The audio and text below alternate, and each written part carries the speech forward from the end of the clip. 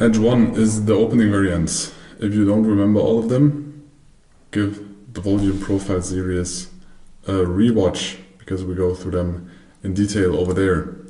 So the open can be at different locations or price levels compared to the previous one.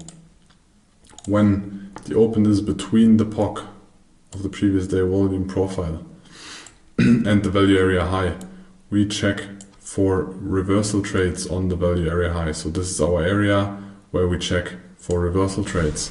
Those reversal trades can either be a P shape where we have a breakout to the upside, back break in. So we have a candle that closes back into a candle, and then we trade the continuation at least to the downside of the P, furthermore to the impulse start, but in this case to the other side of the value area. Or on the upside, we can also create a B, and in this B we make a fake out to the upside, then we make a break back in. So we can enter our first short trade here, and when we continue and we break out to the low of the B, we can skate in another trend and again continue to the downside over there. Another option is that we open completely outside of the profile.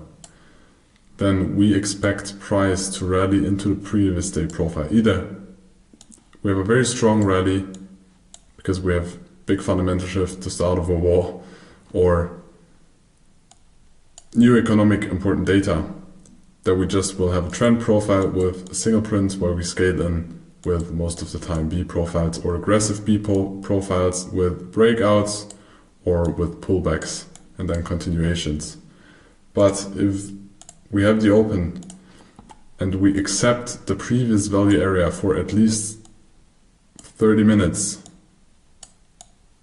we spend inside the previous day value area, the likelihood of us accepting the previous day value area is high, so we check for entries on the downside. So we check for P or B setups, you know the different setups, on here to check for long trades to the upside. Furthermore, in addition, you can use finished, unfinished auctions, the speed in the order book.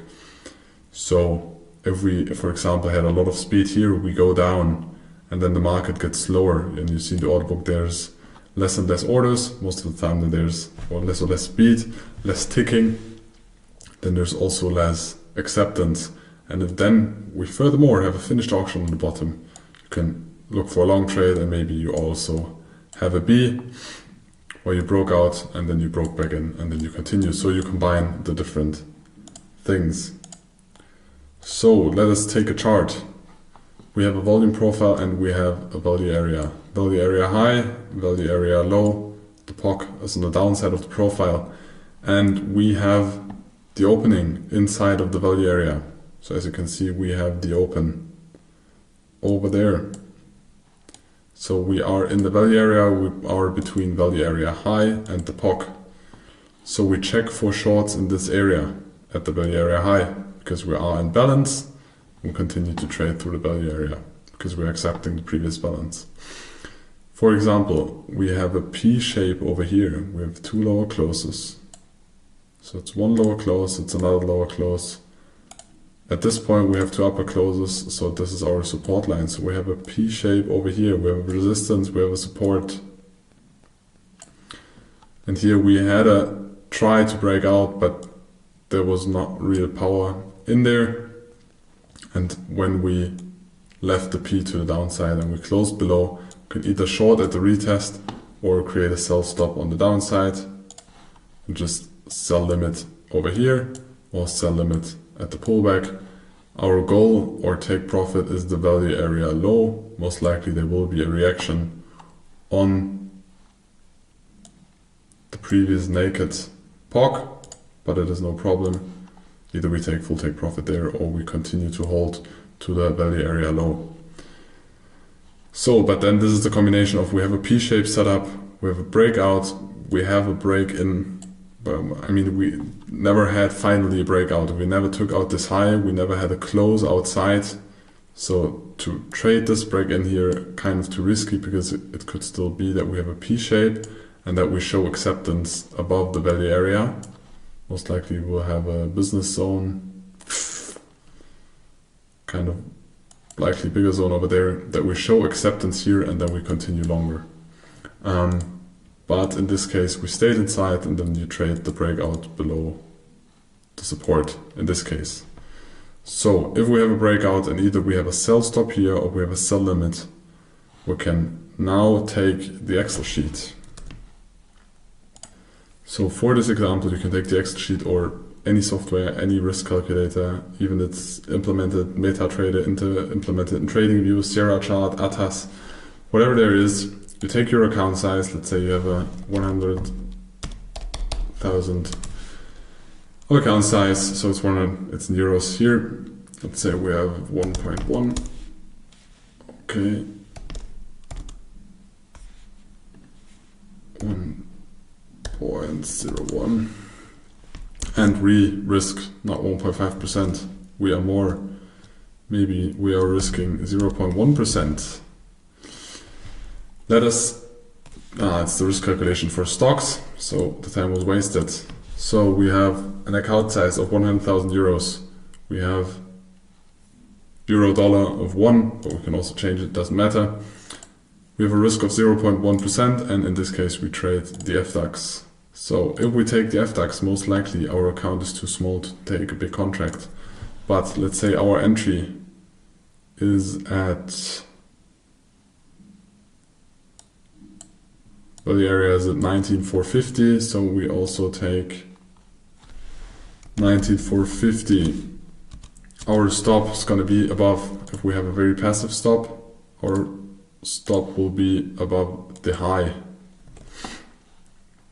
I mean, the most passive stop will be above the absolute range, but as we have a setup, which is this P setup, we don't need to put our stop over here because we can reduce our stop size, and if we get stopped out, we can look for another setup, but the performance most likely is going to be better of that. So our stop loss maybe is going to be 19,510. 19,510. And our exit's gonna be first exit maybe at the POC, because we can make a pullback, and if we don't, I mean, we're very close to take profit. The ideal goal is to trade to the value area low, but I think if you're a more safe trader, I in this case would take the take profit over here. So we implement the take profit at the POC. The POC is 90,123. So low, 19,143, I think it was. 23. So our risk to reward is 4.5, which is very, very high, but we can't trade any contracts because the contract size would be too big. So let's check if we can trade a mini. Most likely we can trade. Can we trade a mini? No. So we need to take a micro. So with the micro contracts and the account size of 100,000, we can trade one contract with a stop size of 60 ticks, 50 to 510.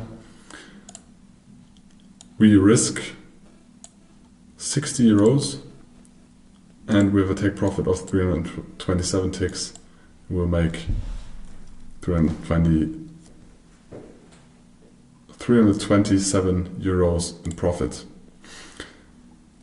If we take the more passive stop, our stop would be at 19,650.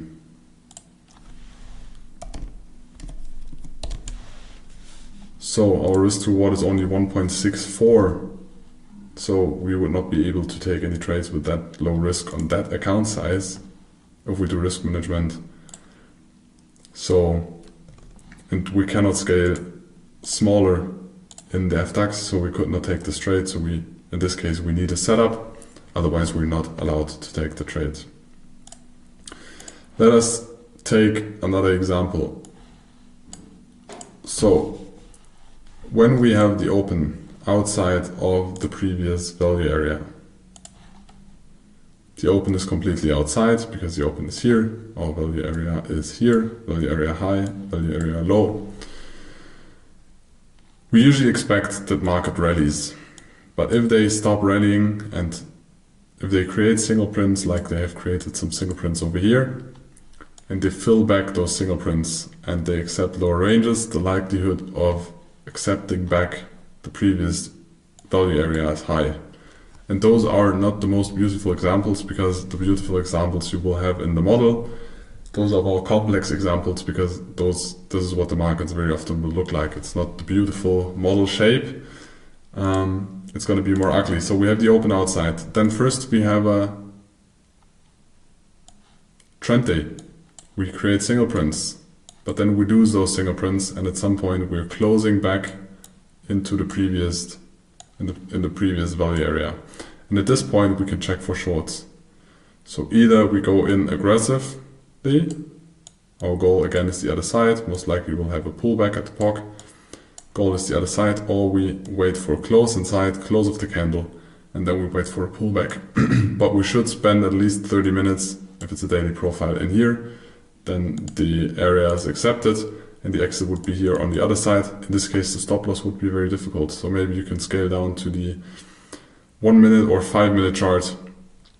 So we get more details, and maybe we create a B setup where we break out, we break back in, so we can put our stop loss above here and continue the trade down here. So then those are the possibilities we can trade those setups. But just with setups on this time frame, so we have a B down here, but we should not trade the short down here, because our first take profit would be here, stop loss at least over there, maybe somewhere over here. The risk to reward is not good. So very often you will do analysis and you will look for a trade, but you will realize that the risk to reward of this trade idea is not good enough, so you don't take it.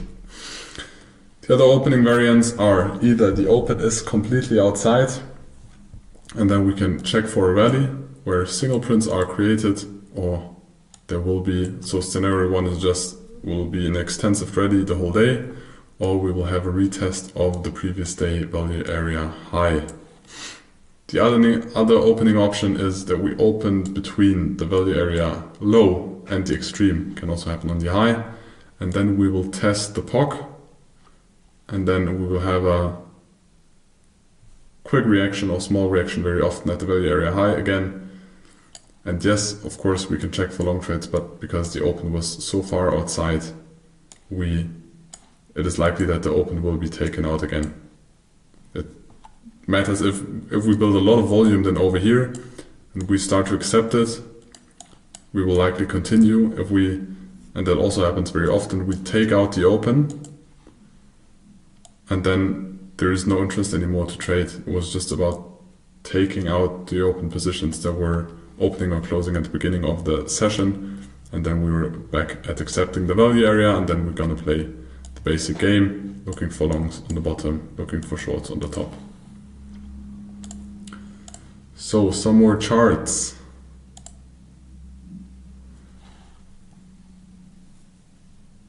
So we have rising value areas, but here they overlap. So this profile could be merged with this one because it is completely inside the previous profile. But now we have this trading session day and our open is completely outside of the previous value area. And we have a B formation because yes, we have no candles and we have a gap here, but still this here is lower close, upper close, upper close. So we have a B formation here. So because we open outside and the first indication is that we're gonna have a strong rally because we opened, we continue downwards, so we can check for continuation trades. Either we short or enter our trades over here and put our stop loss above the profile, or we go on a smaller time frame, we have a smaller B shape, and then we continue to add up this trade. Take profit most likely will be either this value area, or the value area down here. So we can scale in short and we will take profits at the value area. If we continue down, we will accept balance here. We will look for further short trades. So in another example where the take profit failed, so we have a profile. We have the P-shaped kind of profile. We have the value area over here. We have a very high POC. We have the open between the value area high and between the absolute high and the value area high. So we expect the acceptance of the previous value, a test of the VPOC, the previous day VPOC, and then a reaction. Can we take to draw? So we expect the open, a test, like you see on the models, a test of the VPOC, and then the high or the open getting taken out again. And then if there's acceptance, continuation.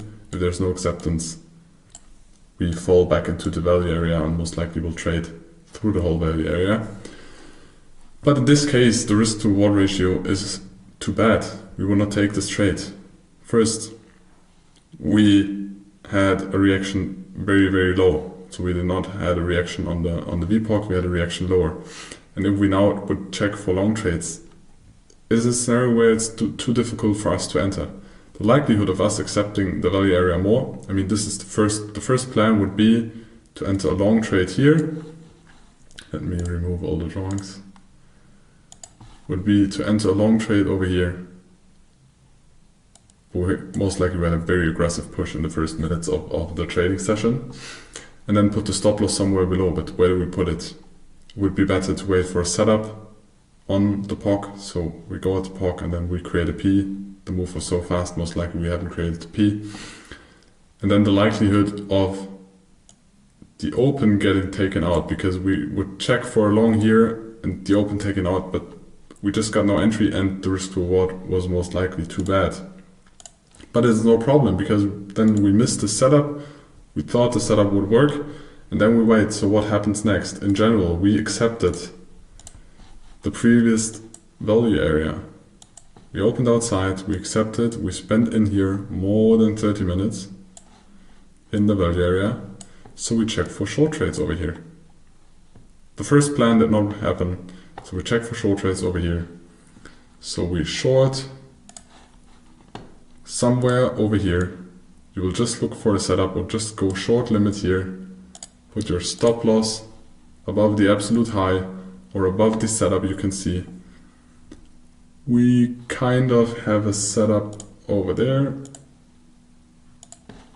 because we have a downtrend. We have one higher close compared to that one. We have another higher close. So we have a resistance line, we have a support line. So as long or as soon as we close below here, we can trade the continuation and our take profit's going to be down there. We can put our stop above there. That's the way we trade, and that's the way you should trade as well. But there are going to be a lot of situations where you have ugly opens, where the first idea that was like this did not happen, and then you just look for another idea. Maybe even the second idea could fail. And then you accept again here, and then you will look for the continuation trade. So the third option will happen or will work out. That is part of trading. It is what it is.